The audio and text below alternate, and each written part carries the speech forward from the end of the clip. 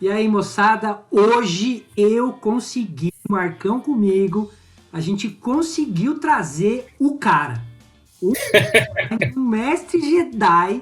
Marcão, acho que por isso a gente precisa, né, Marcão? Um mestre Jedi. Então a gente fica aqui totalmente, né? Porque Equipado. é muita luz, emana muita energia. Então você sabe que pra gente é complicado, porque o cara é o cérebro de todo esse negócio aqui. Bom, brincadeira à parte, né, Marcão? Bom, eu sou Marcelo Noronha, tô aqui com o Marco Aleixo e finalmente eu trouxe o Evandro Barros, CEO da DataH, vai contar pra gente aqui um pouquinho da história da DataH, como é que surgiu a Mr. Tuning, vamos bater um papo super descontraído, espero que esse vídeo, eu tô acostumado com um monte de coisa, mas esse vídeo agregue aqui para todo mundo, é uma história muito bacana, eu tô dentro finalmente, briguei muito para chegar aqui, cutuquei o Evandro várias vezes, então é isso aí. Marcão, quer falar alguma coisa antes do Evandro? Porque a hora que ele começar a falar vai brilhar tudo aqui, cara. Não, deixa o mestre falar. Deixa o mestre falar. Evandro, bora, Evandro. Esses caras. Conta pra gente aí, cara. Do começo da DataH? Assim, conta um pouquinho da história. Cara, você foi o cérebro do treco, né, meu? Cara, foi uma história muito louca, assim. Quando a gente começou, quando eu conheci o Celso, o Ronan, primeiro, né? Na verdade, eu conheci o Celso por uma indicação, os caras falavam muito dele. Cara entende de tecnologia e tal. E aí a gente começou a trocar conversa, eu trabalhava em consultoria. E aí depois eu me juntei no grupo, né, que era a Eures, e a gente começou a ver algumas movimentações no mercado, né, e foi muito bizarro, porque assim, eu queria fazer um software que era muito difícil, mas, por exemplo, o Turing hoje, ele é parte da ideia do software que eu queria fazer, olha que bizarro. Que legal. E aí eu fui conversar com o Celso falou assim, o que você quer, cara, não é simples não, isso é muito difícil e tá surgindo agora uns movimentos, umas tecnologias, umas técnicas e tal. E aí eu fui atrás do que o Celso falou e aí eu comecei a ver a questão de machine learning. Na época tava engatinhando, né? E aí, depois que aquilo foi formatando na minha cabeça, inclusive foi depois de uma conversa com a Raíssa Kulian, que agora é da parte de machine learning da Amazon, aí com ela começou a falar para mim as coisas, aquilo foi na minha cabeça fermentando, sabe? Quando a coisa vai fermentando, aí eu voltei no Celso, falei, vamos montar uma empresa de inteligência artificial. Que ano foi isso, Evandro? Que ano que você... Vamos montar esse negócio? Cara, foi o quê? 2015 para 2016. Legal. Não havia... A DataH, inclusive, como é que foi, né? Ninguém sabia aonde começa, né? Como é que faz? Mas aí os caras são doidos, né? Até hoje eles são cortados da cabeça, e aí a gente começou junto, e aí como a gente não sabia como fazer, a gente criou uma rede social. E essa rede social tinha uns indianos, tinha coreano, tinha, cara, todos os anos, assim, marciano, tinha tudo lá, e eram os caras que davam as dicas pra gente, porque assim, no mundo todo, não era só o Brasil, mas o mundo todo tava engatinhando, e aí tinha uns malucos perdidos lá. Eu lembro que tinha um cara da Eslováquia, cara, o cara passava uns negócios doidos, aí conheci um italiano que morava na Inglaterra, que desenvolveu um projeto, e aí a gente começou com essa rede, esse grupo, a aprender pra caramba. Essa rede social, na verdade, é que se chamava DataH. Isso é bacana, hein, cara? Eu acho que ninguém sabe disso, hein? Essa rede social se chamava DataH. E aí o que aconteceu? Aí começou a acontecer um problema. A gente tinha muito estrangeiro, assim, muito indiano, muito o pessoal da Europa, e assim, era até difícil, porque o próprio fuso horário pra gente estava ficando uma coisa meio complicada. Eu que tinha bastante contato com eles, recebia as mensagens 4 da manhã, 3, então assim, tava difícil. Aí a gente começou a fazer um movimento de ter toda quinta-feira reuniões no prédio para falar de Big Data, para falar de Machine Learning. Claro, né, cara? pintar H pingado, assim. Era nós, tinha uma sala esperando as pessoas que viessem, aparecia 2, 3, e aí a gente conversava. Aí 2, 3 viraram 10, viraram 15, e boa parte das pessoas que começaram a frequentar as noites de quinta viraram os primeiros funcionários. Que show. Aí nasceu a DataH, de fato, como empresa. Aí a gente falou, cara, vamos para cima disso. E aí, cara, aí começou. Aí, como a gente sabia que seria sempre um problema essa coisa de talentos, a gente começou a trabalhar as pessoas, programas de estágio, virou uma empresa escola, porque até hoje a DataH é uma empresa escola, uma empresa que você tem que aprender, não é só trabalhar, você tem que estudar, tem curso, você tem que trocar ideia. Então a gente ficou com esse foco porque a gente sabia que estava começando do zero, né? Estava começando do nada. Então aquela reunião de quinta, tipo reunião de Tupperware, Acho que o Marco não... Peraí, Marcão, o que é Tupperware? O Marco não tem essa referência. Para geração né, Marcão? Eu acho que é reunião que... traduzir. É reunião da Rinode. Uhum. Tá? Isso, aí melhorou, né? Já ouvi umas histórias desse tipo de reunião. E aí surgiu a DataH que vocês conhecem, hein? Tá, e assim, um detalhe, né? Como é que você chegou? Você falou aqui que você teve uma primeira ideia que já era mais ou menos o Turing, né? A startup da Mr. Turing. E como é que você chegou no Marco, cara? Como é que o Marco, que é um marco, né? Marco Aleixo, que virou um marco, e aí vocês montaram, de fato, a startup Mr. Turing. E como é que naquela época vocês olhavam para o que ela seria? A gente vivia um paradigma. E assim, foram sequências de quebras de paradigmas. A primeira paradigma, eu ser o CEO de uma empresa de tecnologia sem ser da área de tecnologia. Esse foi o primeiro. Sensacional. Causou uma estranheza fenomenal em todo mundo, né, cara? Que o cara não é da área, o cara não entende, o cara não sei o que, não. Então, assim, já começa por aí. O cara é músico e matemático. O cara... que zona é essa, né? O cara veio do mercado financeiro, mas nunca trabalhou com tecnologia. Inclusive, eu não sabia nem os termos, fui aprendendo. E aí que acontece? Essa quebra de paradigma, ela também teria que ser quebrado, porque com os novos funcionários, né? Com os funcionários, você teria que apostar no talento das pessoas. E aí a gente começou a criar programas de estágio atrás de talentos. É um negócio que a gente faz até hoje. Atrás de talentos, pessoas que se diferenciariam. Porque a grande aposta era, se você achar pessoas diferenciadas, você vai ter produtos diferenciados e resultados diferenciados. Só que isso também causa uma estranheza, porque a pessoa chega como não tem conhecimento suficiente para construir algo assim. E aí a gente fazia uns trabalhos que era chamado de imersão. Eram 1 mês, 2 meses, pauleira, o cara todo dia na empresa aprendendo sobre inteligência artificial. Tá. Numa dessas sequências pauleira apareceu o Marco. Ele tinha essa barba aí? Ele já tinha essa barba ou não? Ele era mais gente, assim, né? Tá. Não estava largado assim, igual ele está agora, não, né? Não, a empresa estragou um pouco ele e eu assumo parte da culpa. Era bem melhor. Tá? E aí, cara, rapidamente o Marco começou a despontar lá e aí foi virando um exemplo pra gente de que o processo dava certo, porque a gente tinha que provar pra gente mesmo que aquele processo dava certo. E aí começou, aí junto com ele, depois apareceu outros, ele foi o primeiro a provar que o sistema funcionava, entendeu?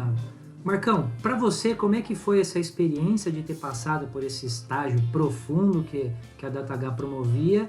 E como foi conhecer, né, o Evandro, o Celso, o Ronan, entender? E quando é que foi que despertou para você que ali era para você? Que ali você ia ser, hoje, né, o responsável, o CTO da empresa, né? O responsável por uma equipe que eu já falei que é um puta de um timaço. Mas como é que foi para você, cara? Na época eu estava acho que no primeiro semestre de engenharia da computação, tinha acabado de chegar em Ribeirão, aí vi lá um anúncio, estágio, Big Data e inteligência artificial, falei, caramba, tô no segundo semestre, vou tentar. Bora, né? Sabia o básico lá, aí eu cheguei no prédio, bati na porta errada, perdidão. Aí fiquei sentado esperando, chegou o Evandro, conversei com o Evandro e eu nem me liguei, porque eu nem fiz o dever de casa de pesquisar sobre a empresa, nossa, tudo errado. Aí conversei o papo com o Evandro e perguntou, você gosta de aprender? Eu falei, gosto. Você conhece, o que você conhece? Eu falei, eu conheço um pouquinho de Python aqui e tal. Foi um bate-papo bem descontraído assim, aí eu falei, bom, não faço ideia do que vai virar. Aí no dia seguinte, na manhã, estava na faculdade, chegou a mensagem, tá contratado, não, você foi selecionado, alguma coisa assim. Aí já deu tremedeira, eu falei, nossa, eu mandei mensagem para minha mãe, para meu pai, falei, consegui um estágio na primeira semana da faculdade aqui em Ribeirão. E aí chegamos lá, loucura. Primeiro já era um desafio que a gente tinha lá que fazer, implementar um mini projeto de reconhecimento facial. E aí já comecei as loucuras de passar horas ali estudando como fazer alguma coisa sem conhecimento nenhum. E aí acho que nessa rotina aí de 2 meses de desafio, foi quando eu percebi que aquela ideia de ter um problema, não saber como fazer exatamente, mas ter que resolver, me agradou muito. Né? E no começo, como estagiário, nem pensava em dinheiro, não tinha nada disso. E aí, conversando com os meus pais, assim, eles sempre falaram, tipo, pô, você tem certeza que você quer ficar nessa loucura mesmo? Aí eu parava pra pensar, aí eu falei, quero, sabe? Não, gostei da ideia, gostei do desafio e tal. Acho que foi aí que eu percebi que essa rotina, esse estilo de trabalho, de estudo, que me encantou de verdade. Né, cada vez evoluindo e tal. Aí logo mais pra frente o Evandro chegou com a ideia do que era o Turing no começo e tal. Esse é um ponto chave, eu acho que pra gente prosseguir e falar do que a gente transformou a startup, né? Então, Evandro, quando você chegou pro Mark e falou mais ou menos como é que era a ideia, qual que era essa ideia a princípio? Então, o Turing ele nasceu, na verdade, da necessidade de criar uma solução para a educação.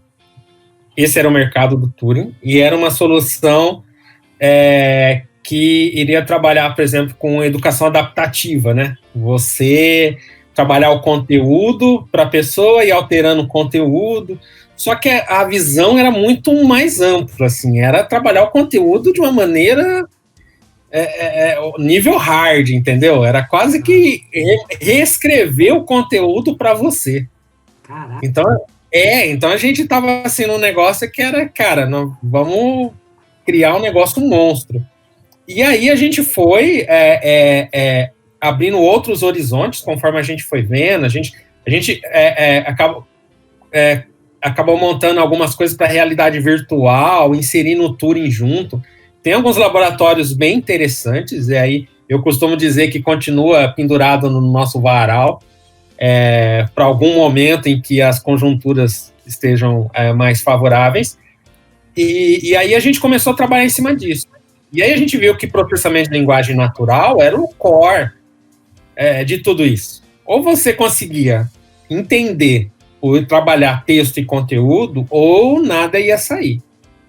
E foi aí que a gente começou a se especializar bastante. Aí, no caso, o Marco, ele começou a estudar ferramentas que tinham no mercado, virou especialista, assim, com certeza, das pessoas que mais conheciam as ferramentas que haviam na época. Algumas ferramentas, hoje, elas foram atropeladas pelo que aconteceu com o Deep Learning, pelo que veio depois. A gente continuou com essas novidades, coisas científicas que saíram, a gente consumia, e o Turing foi naturalmente pivotando.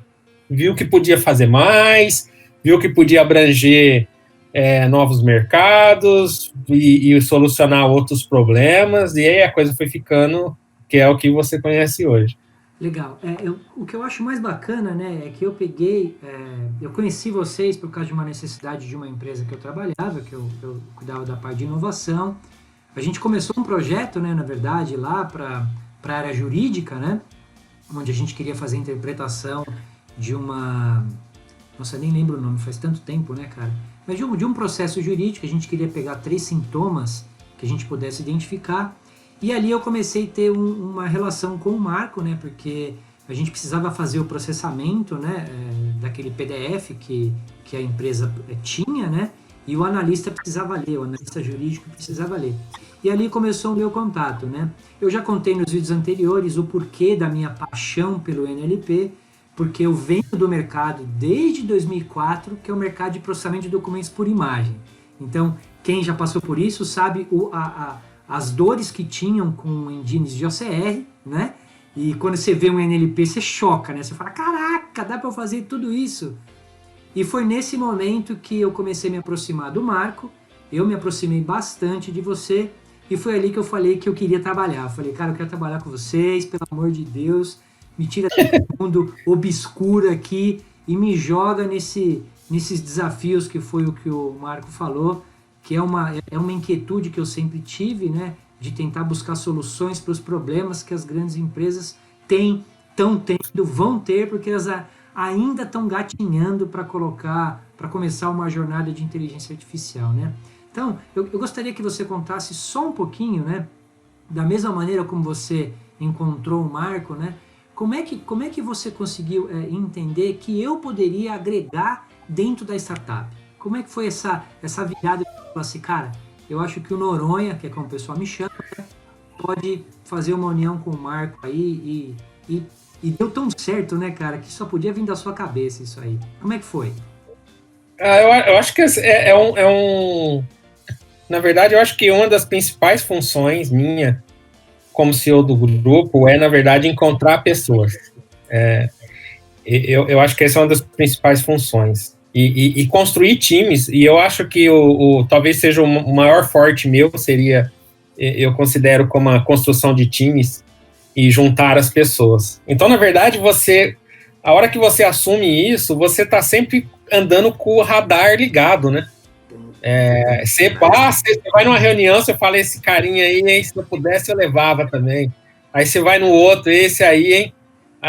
Aí, cara, você fica tão ligado nisso, e eu sou assim, tipo, se eu for num prédio e tiver um atendente, eu falei, esse atendente aí eu contratava.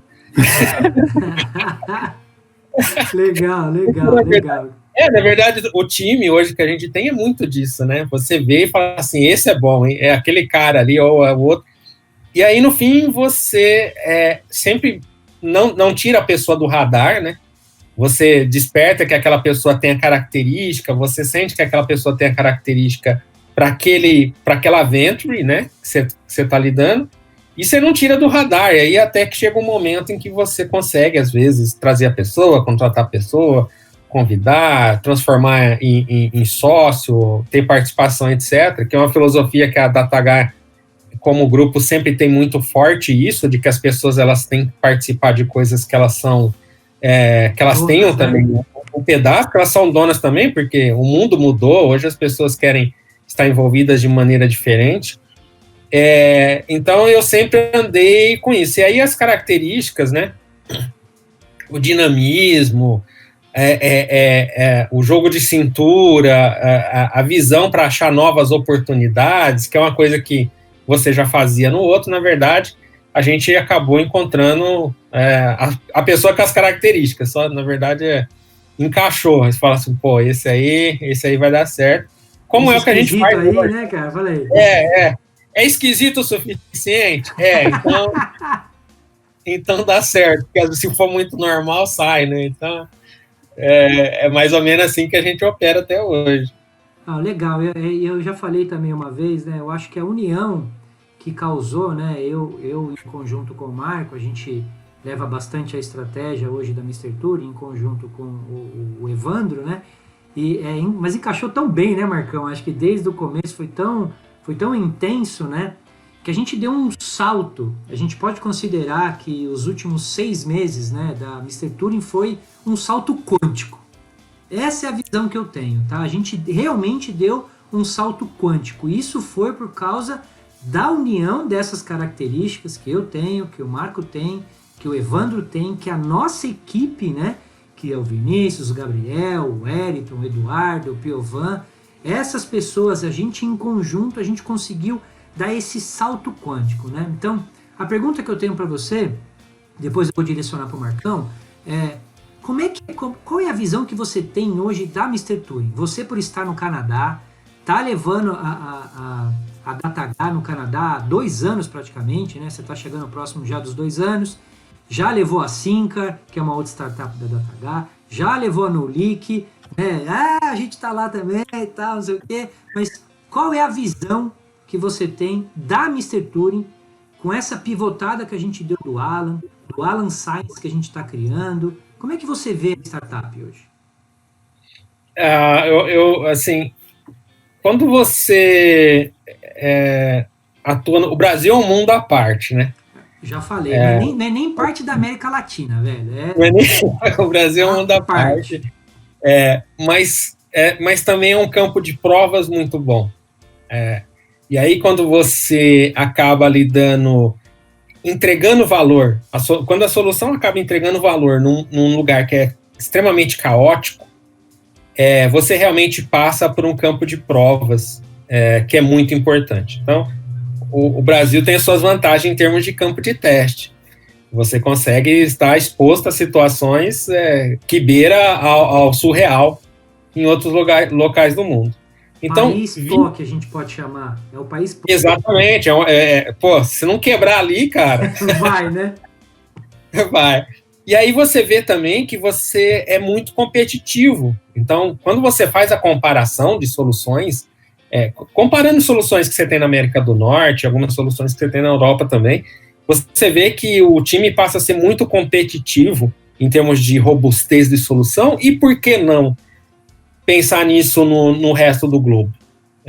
Entendeu? Então, tem muito essa coisa de, às vezes, também a startup permanecer bastante tempo no Brasil e explorar ao máximo o mercado, mas eu acho que essa capacidade de competição direta com outros times em outros locais do mundo faz com que você tenha uma grande vantagem de trazer na bagagem um negócio que foi provado em campo minado, entendeu? Então, na hora de bater de frente, você sai, porque você é acostumado a dar solução para as coisas. Então, eu acho que isso é muito competitivo. Então, onde que eu vejo o Touring? Eu vejo a atuação do Touring em inglês. Agora, a gente está no processo de internacionalização do Touring, criando uma nova sede para o Touring via Canadá, via em Toronto. Toronto é um lugar que você vai cair na boca do leão, em termos de processamento de linguagem. Puta, cara, aqui é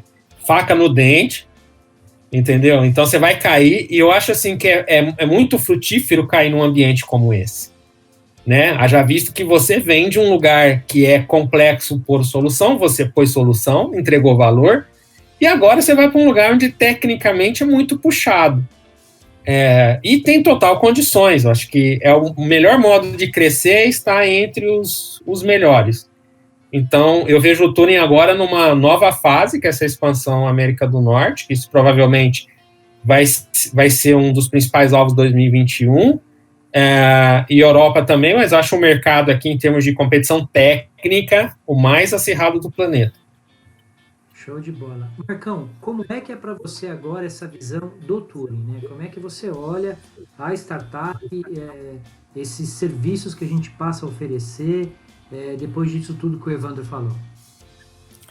Realmente, nesses últimos anos aí, a quantidade de desafios que a gente enfrentava, problemas, na verdade, que eram propostos e sempre buscando ali a melhor forma de resolver, eu acho que cria um certo calo em como você pensa, em como lidar em algumas situações que realmente faz muita diferença aqui no Brasil, né? E aí o Evandro já está 2 anos lá e sempre compartilhando as experiências que tem tido.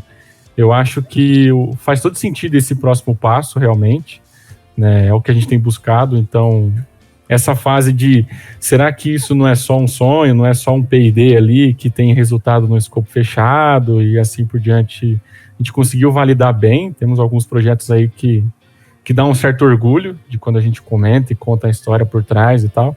Então, acho que esse passo ele é realmente importante, inevitável e E é mais um desafio, né?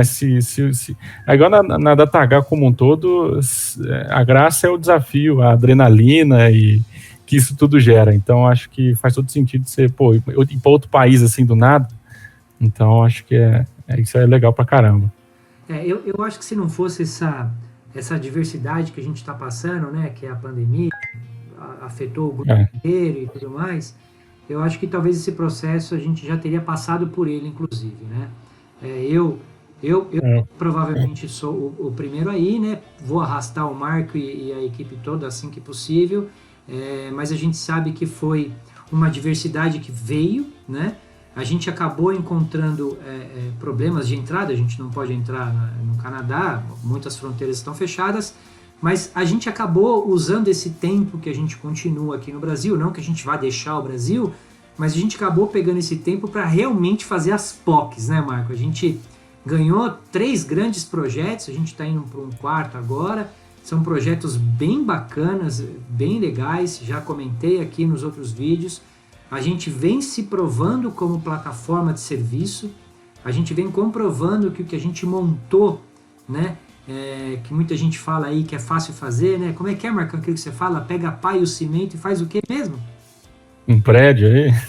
Então, não é só pegar a pá e o cimento e ninguém sai construindo um prédio, né? Então, são mais de 2 anos montando uma equipe, são mais de 2 anos pegando a experiência que o nosso mestre Jedi, que está aqui do lado, aqui, falando com a gente, né, trouxe para a empresa, conseguiu fazer, montar um Dream Team, eu posso dizer, cara, eu tive já por 2 vezes com todo mundo, são pessoas assim, cara, que às vezes até conversar, cara, você não sabe, né, até onde a conversa vai parar, né, de tanto assunto que as pessoas têm. Então, eu tenho bastante orgulho de fazer parte, já cansei de falar isso, eu acredito demais na startup, eu acho que a gente tem um caminho ainda a traçar, a gente vai passar por vários desafios, não vai ser fácil, porém a gente já provou que aqui, que é um país de adversidade, não é um país que passa por, é um país de adversidade, a gente tem todas as adversidades acontecem no Brasil, eu acho que foi por isso que o Evandro falou que a gente é um país à parte, né, Evandro?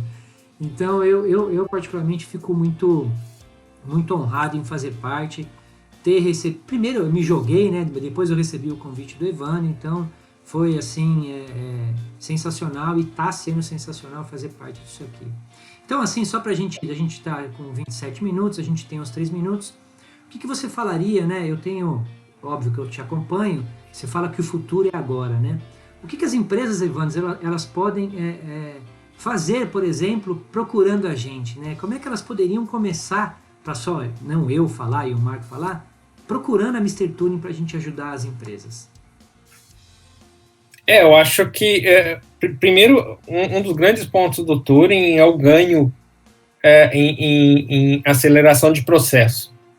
A gente está numa fase complicada do mundo, essa fase não é curta, né? Acho que todo mundo pensou que em 30 dias resolvia tudo, e a gente está aí se arrastando, então nunca foi tão necessário você ter eficiência dentro dos processos da empresa. E dificilmente você tem processos que não lidam com documentação, né?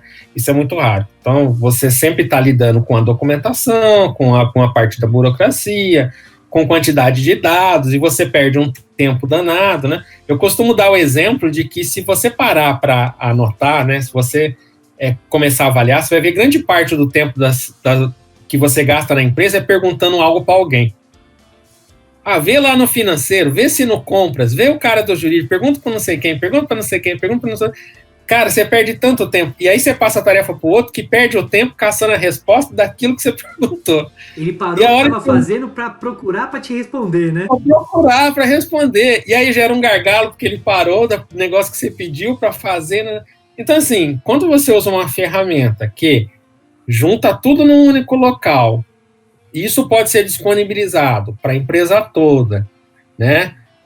Você pode ter ali dentro acessos, governança, e aonde você pode acessar, e você pode fazer uma pergunta em cima do dado, você já limpou a cadeia ali de tempo que você estaria consumindo e custo, né, porque estamos falando de dinheiro, o tempo que você estaria desperdiçando. Então, assim, num momento como agora, o Turing é uma questão de economia, uma questão de você economizar dentro da empresa. Então, é fundamental. Sensacional. E você, Marcão, o que você falaria aí pra galera aí, depois da gente contar toda essa história, até a presença do Evandro aqui?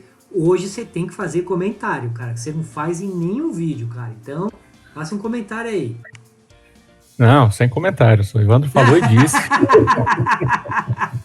Muito bem. Muito bem analisado. Não, mas é verdade. Acho que, para não ficar repetitivo, acho que o Evandro conseguiu resumir bem a ideia do porquê que a gente constrói. E acho que é isso, cara. Não tem como fazer um comentário com maravilha. Eu acho que a gente cumpriu a ideia que a gente tem. Óbvio que se a gente fosse conversar aqui, a gente teria muito mais assunto, muito mais coisa para falar, né? Mas eu acho que já deu para a gente explorar bastante.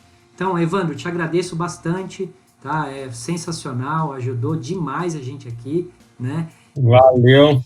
Tá, agradeço bastante mesmo. Então, eu sou Marcelo Noronha, tô com o Marco Aleixo e estou com o Evandro Barros, grande CEO da DataH.